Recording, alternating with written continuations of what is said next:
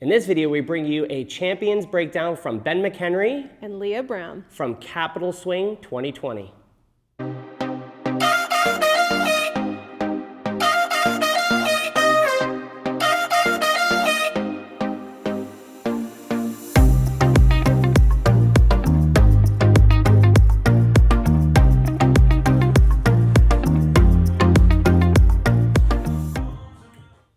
What's up, gang? It's Brian B. and Miss Megan from West Coast Swing Online. We're bringing you a champions breakdown from Ben McHenry and Leah Brown. This was from Capital Swing 2020, which I think is one of the last WSTC events to run pre-lockdown, so that's kind of cool. So you're watching the video now of them doing it, and then we're going to break it down.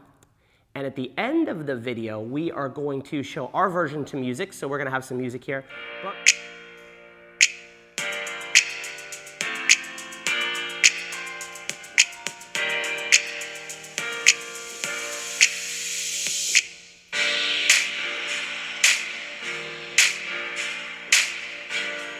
Before we get started, what I want you to do is think of some patterns and some things that you want to see broken down. Drop them in the comments below. The one that seems to get the most likes, we will go ahead and break down in a future video. So give us some feedback. All right, so the move in its simplest form, and that's the way I like to break things down, is nothing more than a basic whip with an outside turn, right?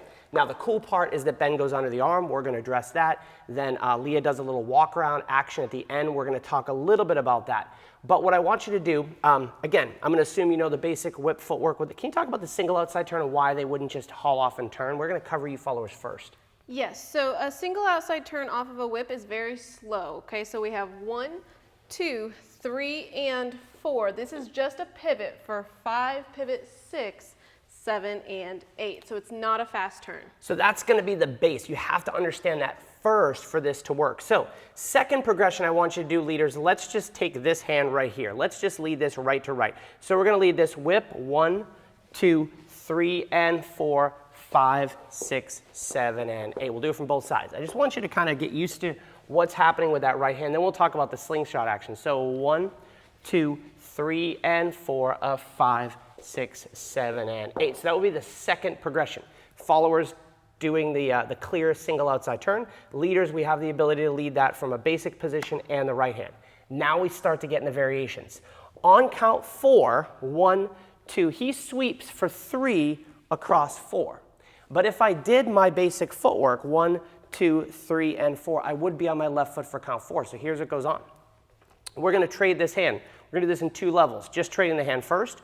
1, 2, 3, 4. Right? So I'm going to catch this hand, trade it to a handshake grip for 1, 2, 3, 4. Second thing that's going to happen is I'm going to do something that I wouldn't typically do to create this connection. I'm going to cut the follower off a little bit. What I mean by that is normally in a whip, I would stay here as Megan moved back, right? But because I have to eat up all this space to my right arm, I need some more space to allow that connection to happen in a way that's going to make this work. So I'm going to actually one step the opposite way to cut her back. Now, as she goes back, what ends up happening, this is count 2, as she goes back for 3 and 4, 3, that connection allows me to come around the corner for 4. Cool? Can we go all the way to count 4 for me? Mm-hmm. 1, 2, 3, 4, right? So Megan's there on 4. Let's do that from the other side. Then we'll cover the quick part, the turn. So I cut this off 1, 2. Right there, you can see I'm restricting Megan. But as she goes back, 3, 4, you can see that ronde happen, right? Then we have our 5, 6, 7, and 8, right? So let's do that fast once, and we'll talk about the turn underneath. 1, 2, 3, 4, 5, 6, 7, and 8. And we like this quite a bit because it has a little bouncy arm thing, which we use quite a bit. We've mastered quite a bit from two-step and polka and those types of things that have arms over the head. So what has to happen, 1, 2, 3, 4. As I come here on 5, 6, there's a couple of different ways. Ben stays very tight in his footwork, doesn't really matter. This is count 4, but I'm going to be on my right foot for 5, and at this point I need to let this hand go and re-grip and take it over for 6, and then we anchor 7 and 8. So let's look at that one more time this side. So we cut this off. Megan does a good job of connecting 4. right? Now I pivot underneath this for 5. At this point, the hand's in a weird position, so in transition, it starts to go to my pinky side. 6, 7, and 8. Let's look at that from the other side, and then you can give me any thoughts. You have 1, 2, 3, 4, 5, 6, 7, and 8. What are you thinking about when you're connected to the end of that?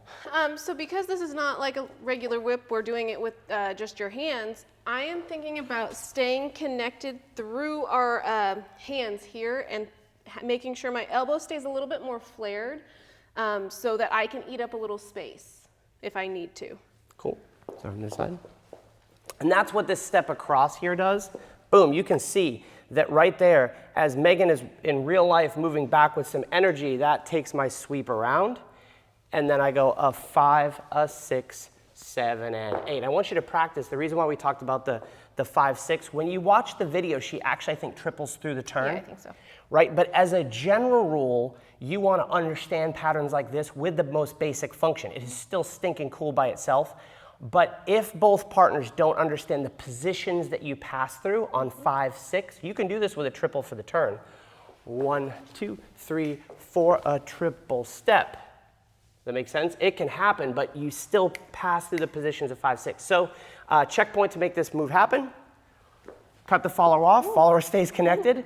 You can sweep or triple. The sweep will feel good if you're connected. From here, I need to go to my right foot, then my left foot. Right foot, left foot, and at this point we're still connected. What they did here is they kind of sunk this down, and then She did somewhat of a ride, I think, but yeah, you could so, also just walk this out a but little again, bit. as we sink this away, boom, she's actually doing this to me. It makes me hunker down. So actually, I believe that Leah probably initiated this connection, Probably. and then we could walk this out to whatever, and you wiggle. When in doubt, walk it out. So let's give you our version of this to music real quick.